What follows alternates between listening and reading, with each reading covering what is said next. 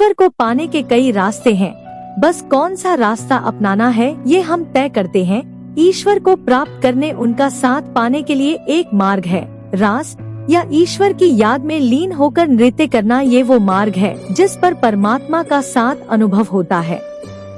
परमात्मा को पाने के लिए जब अपनी सुध बुद्ध खोकर नृत्य किया जाता है तो इस अवस्था में मैं, मेरा और मेरे वालों की आसक्ति का भाव टूट जाता है, जिससे साधक का चित्त शुद्ध हो जाता है।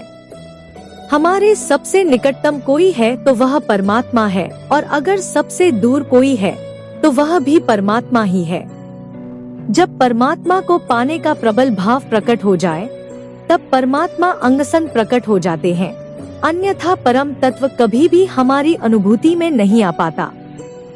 हम परमात्मा की चर्चा कर सकते हैं, लेकिन चर्चा से उन्हें आत्मसात नहीं कर सकते। परमात्मा को पाने के अहंकार में कोई धार्मिक अनुष्ठान कर सकते हैं, पर उससे परमात्मा नहीं मिल सकेंगे। परमात्मा को तो अहंकार के नाश से ही पाया जा सकता है।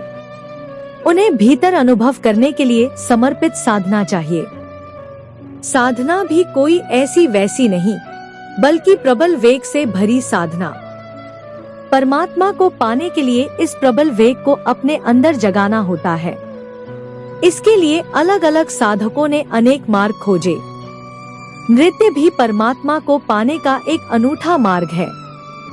परमात्मा को पाने के लिए जब अपनी सुध बुद्ध खोकर नृत्य किया जाता है तो इस अवस्था में मैं, मेरा और मेरे वालों की आसक्ति का भाव टूट जाता है, जिससे साधक का चित्त शुद्ध हो जाता है। अब साधक उस दिव्यता के साथ एक हो जाना चाहता है। उसका यह नृत्य ब्रह्मांडीय नृत्य के साथ एकाकार होने लगता है। साधक के शरीर की ऊर्जा प्रकृति की ऊर्जा से एक हो जाती है। उसकी आत्मा का योग परम आत्मा से हो जाता है। तब साधक परम सत्ता के साथ एक होकर उस परमात्मा को अपने भीतर ही पा लेता है। महारास में भी कृष्ण को केंद्र मानकर सभी गोपियां जब नृत्य करती हैं, तब प्रत्येक गोपी कृष्ण को अपने अंगसंग अनुभव करने लगती है। इसलिए महारास प्रकृति और पुरुष के एक हो जाने का नृत्य है। भक्ति योग में भगवान को पाने का नृत्य एक सरल उपाय है, जहाँ प्रियतम परमात्मा हो जाते हैं और साधक सखी बन जाता है। राधिका ने भी अनंत कृष्ण को नृत्य से ही पाया है। मीरा ने अपना आप भुलाकर घुंघरू बांधकर गली गली नाच गाकर कृष्ण को पाया है। चैतन्य महाप्रभु ने प्रभु का संकीर्तन भरा नृत्य कर प्रभु के साथ एकाकार होकर परमात्मा को पाया। ज्ञानियों ने परम तत्व ईशा को ज्ञान से पाया तो सूफियों ने वर्लिंग करके पाया। बुद्ध ने ध्यान से पाया। क्राइस्ट वालों ने कष्ट सहने की सहन शक्ति बढ़ाकर परमात्मा को पाया। राम भक्तों ने मर्यादित होकर राम को पाया तो कबीर ने निर्गुण भक्ति से निराकार को पाया। गुरु ग्रंथ साहिब वालों ने अनेक पैगंबरों की वाणी के रस को निचोड़ कर पिया और एक ओंकार को पाया। ऐसे ही अर्जुन ने रसहीन संघर्ष को साधकर और संघर्ष से ऊपर उठकर रस से परिपूर्ण पुरुषार्थ करके कृष्ण को पाया। जनक ने राजपाट करते हुए गुरु के चरणों में बैठकर ज्ञान प्राप्त कर परमात्मा को पाया।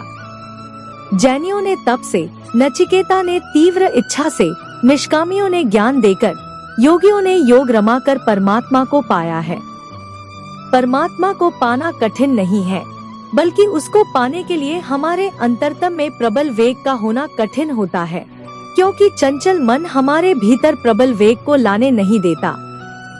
साधना में इसी चंचल मन को साधा जाता है। साधना का तरीका अलग अलग हो सकता है, पर जिस पल वह प्रबल वेग हमारे भीतर जाग गया, उसी पल परमात्मा हमारे सबसे नजदीक हो जाते हैं।